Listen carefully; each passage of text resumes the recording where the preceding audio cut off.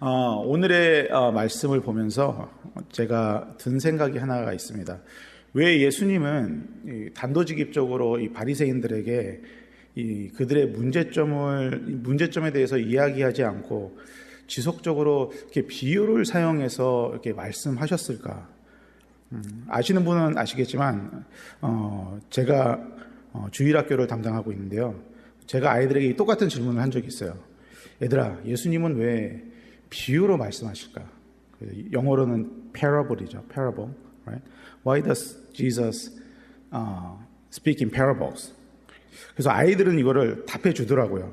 아이들은 아직 동심이 있어서 그런 것 같습니다. 그래서 그래서 아이들은 할 수 있었던 것 같은데, 그래서 성도님들도 이렇게 말씀을 볼 때 좀 동심으로 마음을 좀 돌려놓을 때가 필요한 것 같아요. 그래서 이렇게 말씀을 보는 것도 좋은 것 같은데요.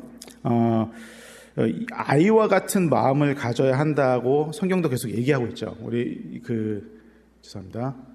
이 마태복음 18장 3절에서 4절 보면은 이르시되 진실로 너희에게 이르노니 너희가 돌이켜 어린아이들과 같이 되지 아니하면 결단코 천국에 들어가지 못하리라. 그러므로 누구든지 이 어린아이와 같이 자기를 낮추는 사람이 천국에서 큰 자니라. 그렇죠? 그러면 우리가 어린아이의 마음, 젊은 마음으로 이렇게 비유를 생각해 봤을 때 왜 이게 다시 저희가 한 10살이라고 가정하고 한 10살에서 18살로 한번 돌아가세요. 마음을. 그래서 왜 예수님은 이렇게 비유로 말씀을 하셨을까요? 그죠? 왜 말씀하셨을까요? 비유에는 무엇이 있죠? 비유에는 교훈이 있죠. 교훈이 있습니다. 그죠? 그래서 아이들은 이렇게 이야기를 이야기하는 걸 좋아하잖아요. 이렇게 이런 이야기가 있어. 그러면 이 안에 이런 교훈이 있어. 그러면 그거를 캐치하기가 좋은 것이죠. 다들 이 정도는 알고 계셨죠? 비유에는 교훈이 있는 거를. 그런데 여기서 예수님의 통찰력이 담겨 있습니다. 이 이야기의 교훈은 누구 한 명에만 해당되는 것이 아니라 모두에게 해당되기 때문에 가치가 있는 것이에요. 그죠? 그리고 이 이야기는 어떤 일정한 시대에만 적용되는 게 아니라, 그죠? 모든 시대에 적용되기 때문에 더 가치가 있는 것이죠. 그래서 어르신들이 늘 하는 말씀이 있잖아요. 옛말이 틀린 게 하나도 없다. 아이고, 옛말이 틀린 게 하나도 없다. 그죠? 그래서 왜 그래요? 속담이라는 게 있잖아요. 속담. 그래서 속담이 아주 옛날 얘기들인데, 그죠? 지금에도 적용점이 있고 교훈이 있고 가치가 있기 때문에 아직도 사용되고 있는 것처럼 예수님의 비유도 그런 거라고 생각하시면 될 것 같아요. 그래서 그런 속담이 있잖아요. 자라보고 놀란 가슴, 소뚜껑 보고 놀란다. 그죠? 이제 제가 이런 교훈이 있잖아요. 제 딸 주연이가 이제 커가면서 엄마랑 목소리가 점점 닮아가요. 그래서 제가 딸한테 전화할 때 깜짝깜짝 놀래요. 사모님인 줄 알고. 그죠? 사모님 깜짝깜짝 놀랍니다. 그죠? 사모님에 대한 제 마음을 아시겠죠? 그래서 교훈이 있는 거예요. 그죠? 그래서 예수님이 바리새인들에게 단도직입적으로 그들에게 관행에 대해서 질책을 할 수 있지만, 사실 그렇게 straightforward하게 이야기를 하면 우리랑은 크게 상관이 없을 수도 있어요. 그죠? 바로 이거는 그들의 이야기가 되는 거고, 이건 그들의 실수가 되는 거고, 이거는 그들이 고칠 점이 되는 거지, 우리랑은 크게 상관이 없을 수도 있어요. 하지만 비유로 이야기하심으로써 예수님은 그 현 시대의 사람들에게 이야기하고도 있지만, 시간을 거슬러 누구에게도 이야기하고 있는 거예요. 비유를 통해서. 우리에게도 이야기하고 있는 것이죠. 우리에게도 비유로 이야기하실 때 적용점을 찾을 수 있는 거예요. 그래서 이게 예수님의 놀라운 통찰력입니다. 그래서 비유를 이야기하시면 우리한테도 적용점이 있는 거예요. 그래서 오늘 비유는 대제사장들에게 이야기하는 세 번째 비유인데요. 첫 번째 비유는 21장에 나오는데, 두 아들의 비유로 대제사장들과 서기관들이 마치 둘째 아들, 아버지의 일을 돕기로 하고 도우러 가지 않았던 둘째 아들 같다고 하나님의 일을 진정으로 하고 있지 않음에 대해서 그들을 책망합니다. 그리고 두 번째 비유는 포도원 농부들의 이야기를 하면서 하나님이 보낸 선지자들을 죽이고 땅의 주인의 아들인 예수님마저 죽이려 하려는 이들의 악함을 드러냅니다. 그래서 무리는 바리새인들이 있었고 무리가 있었는데 그 무리들은 이것을 이해하고 예수님을 선지자로 받아들였어요. 그런데 대제사장들과 또 서기관들은 여전히 이거를 이해를 못하고 있었던 것이죠. 그래서 오히려 이 사람들은 마음이 더 완악해져요. 어떻게 하면 예수님을 넘어뜨릴까? 이거 어떻게 하지? 자기 의로 가득 찬 것이죠. 그래서 마음이 그래서 이 정도면 예수님도 이들을 포기할 만도 한데, 그런데 예수님은 또 어떻게 하세요? 또 세 번째 비유로 또 이들을 가르칩니다. 와, 예수님도 인내심이 굉장하신 것 같아요. 그래서 세 번째 비유로 이야기를 하십니다. 그래서 오늘의 말씀을 보면은 죄송합니다. 천국은 마치 자기 아들을 위하여 혼인잔치를 베푼 어떤 임금과 같으니라고 적혀 있죠. 예수님은 2절부터 너무 중요한 키워드 한 네 가지를 이야기하십니다. 천국, 아들의 혼인잔치, 그리고 임금. 그죠? 천국은 어떤 것이죠? 아들의 혼인잔치와 같다고 하고 있습니다. 그죠? 이 혼인잔치는 그리고 누가 베풀고 있죠? 임금이 베풀고 있죠. 그렇기 때문에 천국에 속하려면 임금이 베푸는 이 혼인잔치에 속해야 된다고 말하고 있습니다. 그런데 이 혼인잔치에 속하려면 첫 번째 전제 조건이 있는데, 이거는 우리가 할 수 없는 것이고, 이거는 오직 임금이 베푸는 혼인잔치, 그리고 오직 왕과 아들만이 충족시킬 수 있는 전제 조건이에요. 이것은 혼인잔치로의 초청입니다. 이거는 우리가 할 수 없고 하나님이 우리를 초청하시는 거예요. 그래서 이게 제일 먼저 있어야 하고요. 그래서 3절은 이렇게 말하고 있습니다. 그 종들을 보내어 그 청한 사람들을 혼인잔치에 오라 하였더니 오기 싫어하거늘. 그렇죠. 일단은 초청이 있었어요. 왕과 그 아들의 은혜로 한 무리의 백성을 초청했습니다. 이 백성은 유대인을 상징하고 있습니다. 그런데 청한 사람들은 좀 어떤 의미를 가지고 있을까? 청한 사람들. 그래서 제가 빨간 글씨로 적어놨는데, 청한 사람들은 청했다. 그래서 오라고 한 것은 이미 오라고 하시기 전에 한번 청이 있었다는 말을 하고 있는 거죠. 그래서 지금 올 의사가 있다고 했기 때문에 종을 보내어 이제 준비가 됐으니 오라고 하니까 이들이 어떻게 말하죠? 오지 않겠다는 답을 했습니다. 그래서 첫 번째 수락을 했지만 두 번째는 거절했다는 것입니다. 그러면은 지금 청한 사람들을 다시 불러들이고 있으면 왕이 벌써 이 사람들을 몇 번 청한 거예요? 2번 청한 거죠. 첫 번째 초청을 했고 때가 됐으니까 와라고 했는데 이제 안 온 거죠. 이미 왕은 이 사람들을 2번 초청한 거예요. 그렇죠? 근데 이 사람들이 오기 싫다고 하자 왕이 어떻게 하죠? 한 번 더 초대합니다. 그래서 마태복음 22장 4절부터 4절, 5절, 6절 읽어볼게요. 다시 다른 종들을 보내며 이르되 청한 사람들에게 이르기를 내가 오찬을 준비하되 나의 소와 살찐 짐승을 잡고 모든 것을 갖추었으니 혼인잔치에 오소서 하라 하였더니 그들이 돌아보지도 않고 한 사람은 자기 밭으로 한 사람은 자기 사업하러 가고 그 남은 자들은 종들을 잡아 모욕하고 죽이니. 그죠? 세 번째를 초대합니다. 다 준비되었다. 소도 잡았고 짐승을 잡고 좀 맛있는 거 많이 준비되어 있으니까 제발 좀 와라. 3번을 초대한 거예요. 이게 사실 이때는 왕의 초대를 한 번이라도 거절한다는 것은 용납이 안 되던 때입니다. 그럼에도 불구하고 이 왕은 3번이나 초대를 하고 있었음을 중요하게 우리는 봐야 할 것입니다. 그런데 이 사람들은 어떻게 반응하죠? 돌아보지도 않고, 그죠? 돌아보지도 않고 각자 중요하게 생각하는 일들을 하고 또 어떤 이들은 종을 잡아 모욕하고 죽입니다. 이것은 임금을 능멸하고 욕보이는 행위인데 지금 이것을 누가 하고 있다는 것이죠? 유대인들이 지금 이것을 하고 있는 것입니다. 그런데 여기에서 자세히 보면 전에 있었던 2가지 비유를 함축적으로 여기에다 담아놓은 걸 우리가 살펴볼 수 있어요. 지금 첫 번째 비유가 뭐였죠? 두 아들, 그죠? 둘째 아들이 어떻게 했죠?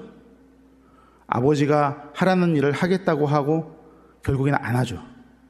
여기에서 보면은 둘째 아들처럼 혼인식에 참여하겠다 하고 혼인식에 참여를 안 하죠. 거기 벌써 그게 거기 들어가 있는 거고요. 그리고 어떤 종들을 잡아 모욕하고 죽입니다. 그죠? 악한 농부들이 어떻게 하죠? 주인이 보낸 종들을 잡아서 죽이죠. 그리고 아들마저 죽이는 이런 일들을 지금 유대인들의 현 상태를 예수님께서 이 비유로 표현하고 있는 것입니다.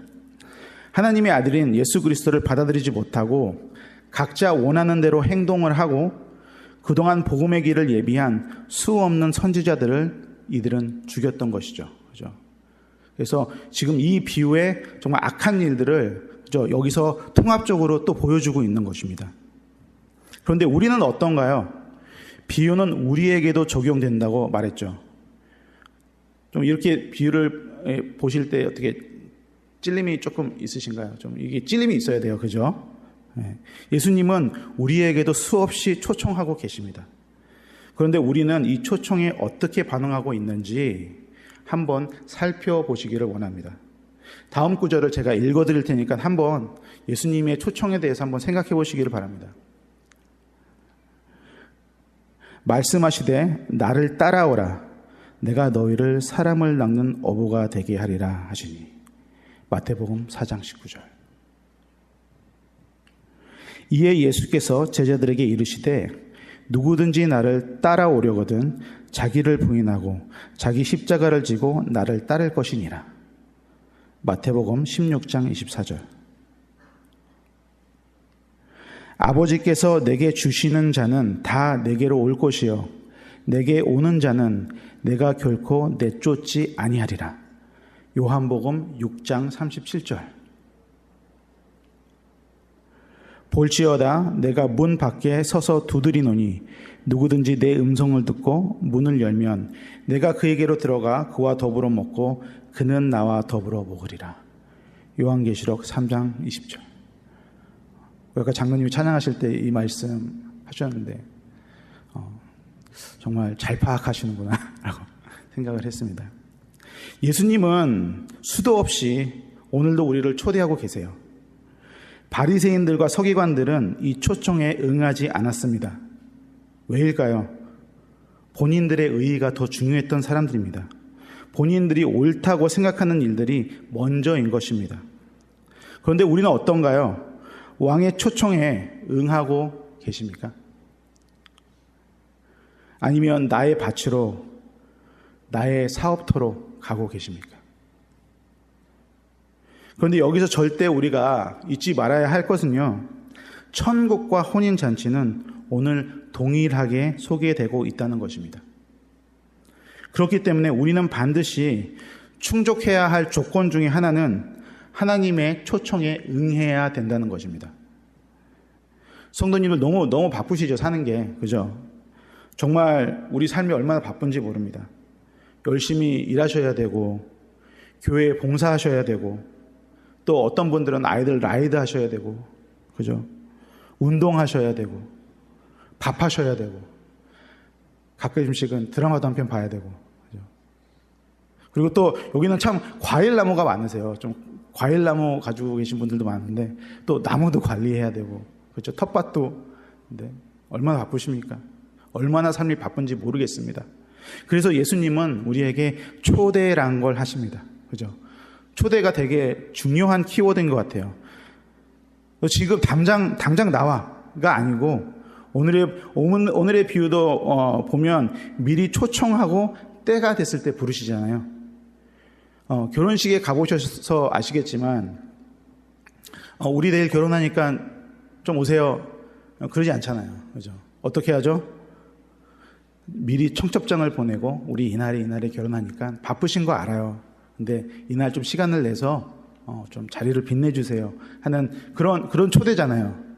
그래서 예수님도 이렇게 초대하고 계신 거예요.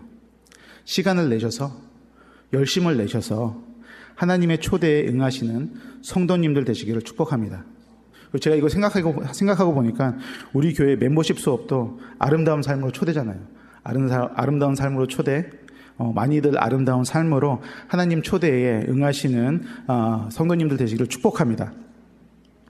그래서 천국에 들어가고 아들의 혼인잔치를 누리려면 첫 번째 조건은 초대에 응하는 것입니다. 그죠? 그래서 마태복음 22장 7절에서 8절을 읽어보겠습니다. 임금이 노하여 군대를 보내어 그 살인한 자들을 진멸하고 그 동네를 불사르고 이에 종들에게 이르되 혼인잔치는 준비되었으나 청한 사람들은 합당하지 아니하니라고 적혀 있습니다. 비유에서는 임금이 노하여서 살인한 자들을 다 진멸하고 그 동네를 불사릅니다. 그렇죠? 그 살인한 사람들은 누구죠? 유대인들이죠. 그렇죠? 그래서 결국에는 유대 땅이 멸망하죠. 그리고 혼인잔치 때 택했던 그들의 일터 역시 불타서 그 동네가 사라져버리죠. 이런 게 우리에겐 어떤 의미일까요? 우리가 예수님 대신 택했던 것들, 직장, 사람, 유흥, 성공, 건강, 돈, 이게 다 어떻게 될까요? 미래에는 다 없어진다는 것이죠. 결국에는 우리의 우상들은 다 없어지기 마련이에요. 하나님이 노하셔서 이스라엘 성을 쓸어버린 것처럼 다 쓸어버릴 수도 있지만 우리가 가지고 있는 것, 하나님보다 귀히 여겼던 것, 솔직히 말해서 30년 후면은 다 어떻게 돼요? 하나님이 손가락 까딱 안 하셔도 우리 인생에서 다 사라집니다. 그 중에 한 가지가 남는데 무엇일까요? 그게 하나님의 나라입니다. 하나님의 나라는 영원히 남아요. 네.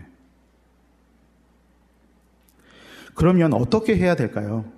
하나님 나라에 우리가 들어가려면 초대에 응하고 또 이것을 해야 합니다. 제가 마태복음 22장 9절에서 10절을 읽어보겠습니다. 내 거리 길에 가서 사람을 만나는 대로 혼인잔치에 청하여 오라 한데 종들이 길에 나가 악한 자나 선한 자나 만나는 대로 모두 데려오니 혼인잔치에 손님들이 가득한지라. 사람들을 만나는 대로 혼인잔치에 초대하고 악한 자나 선한 자나 만나는 대로 모두 하나님 앞으로 데리고 오라고 합니다. 이것은 무엇을 의미할까요? 전도를 의미하죠. 그죠? 전도하라고 하고 있습니다. 유대인들에게만 열려졌던 초대가 그들의 불순종으로 인해서 모두에게 열린 것을 의미하고 있습니다. 이방 선교의 문이 열렸음을 이때 예수님이 미리 암시하고 있는 것이죠. 그런데 악한 자나 선한 자나 다 초대하는 것은 좀 불편하게 들리죠. 그죠? 다 초대해야 되나? 좀 좋아하는 사람들만 초대하면 안 되나? 나한테 잘하는 사람들만 초대하면 안 되나? 내가 보기에 합당한 사람들만 초대하면 안 되나? 그런데 하나님이, 왕이, 임금이 이렇게 하라고 명령합니다. 선한 사람만큼이나 악한 사람도, 아픈 사람도, 장애가 있는 사람도, 상처가 있는 사람도, 그리고 믿지 않는 사람도 초청을 받고 모이는 것이 교회인 줄 믿습니다. 마가복음에는 다음과 같이 적혀 있는데요. 우리 이거는 함께 읽어보겠습니다. 2장 7절 예수께서 들으시고 그들에게 이르시되 건강한 자에게는 의사가 쓸데없고 병든 자에게라야 쓸데있느니라. 나는 의인을 부르러 온 것이 아니요 죄인을 부르러 왔노라 하시니라. 이곳은, 이 교회는 구원받은 자들의 공동체임과 동시에 죄인들이 모이는 곳이기도 하죠. 그죠? 우리 모두가 죄인인데 다 예수님이 필요한데 어떻게 누구는 자격이 있고 누구는 자격이 없다고 하겠습니까? 진정으로 악한 자와 선한 자를 가르치는 분은 이제 마지막 날에 예수님이 하는 것입니다. 그죠? 우리는 그때까지 어떻게 해야 되죠? 다 초대해야 돼요. 다 초대하는 것입니다. 프레스노 한인 장로교회가 이제 지금 조금씩 부흥하고 있다고 저는 믿습니다. 아멘. 그래서 제가 사진 하나 보여드릴 건데요. 지금 저번 주에 주일학교 학생이 48명이 모였어요. 그래서 굉장히 부흥하고 있죠.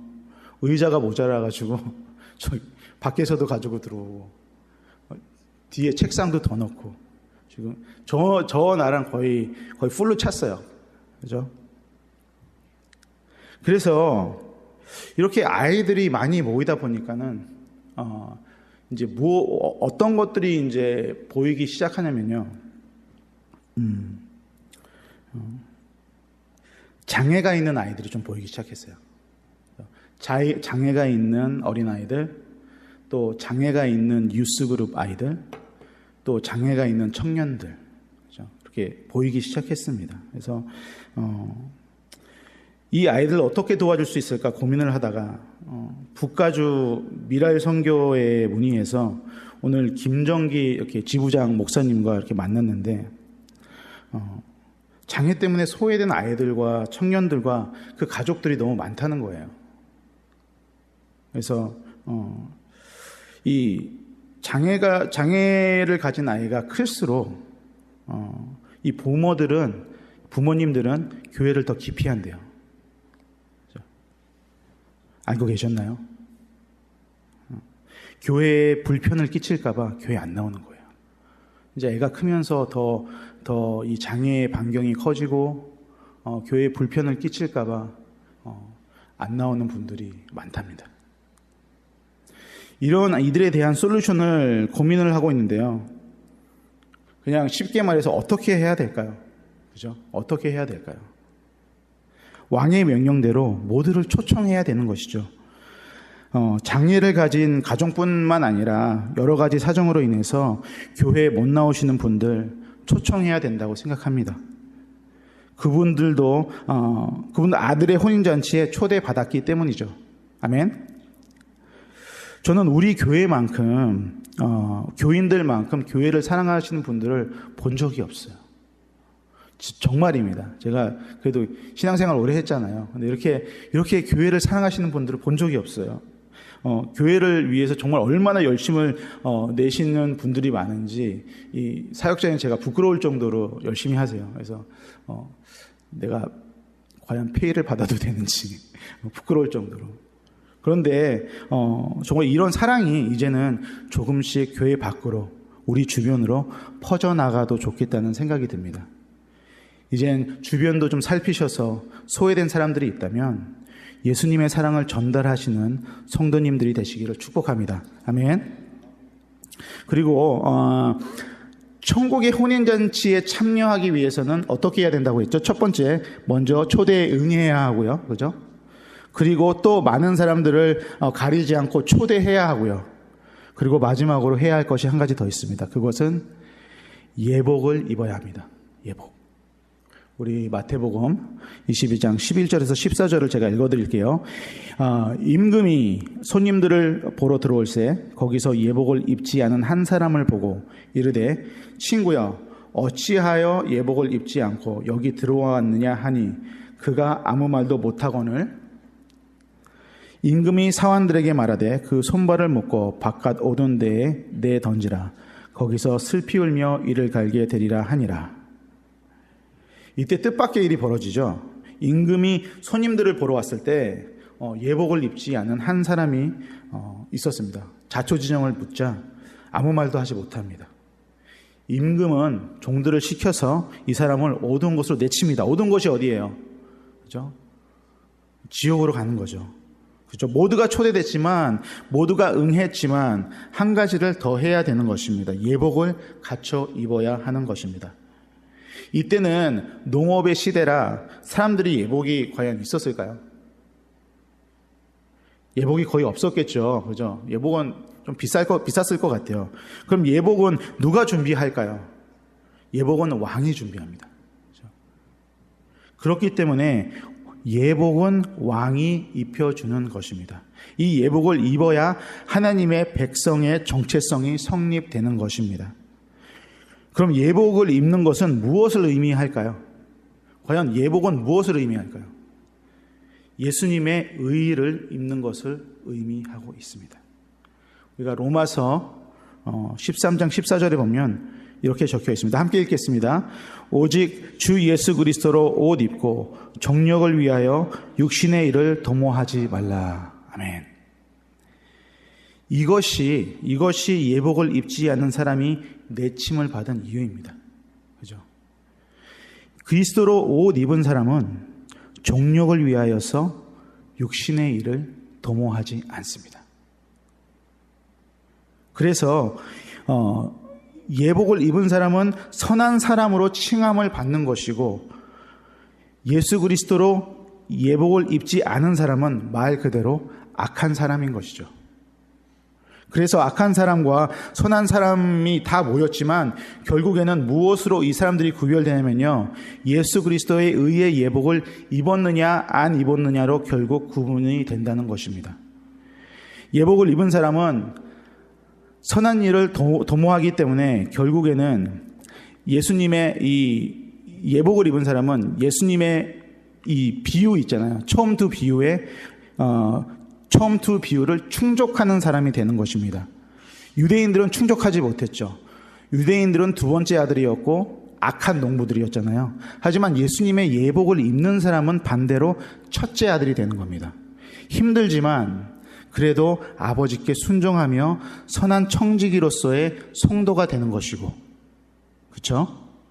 악한 농부가 아닌 선한 농부가 되어서 아버지 앞에 열매를 맺어 바치고, 그리고 주인이 보낸 일꾼들과 아들까지 영접하는 선한 성도가 되는 것입니다. 아멘.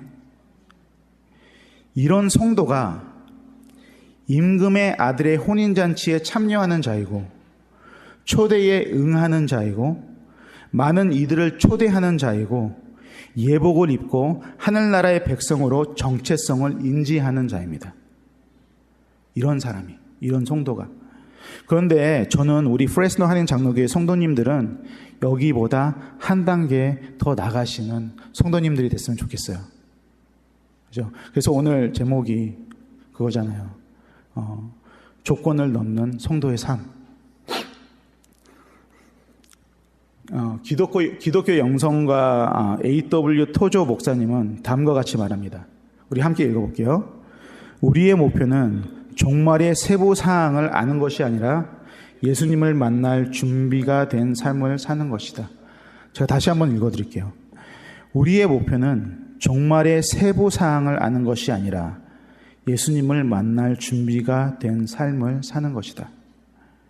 이 말처럼 때로는 우리 인생을 너무 목표지향적으로 살 때가 많은 것 같습니다. 그죠?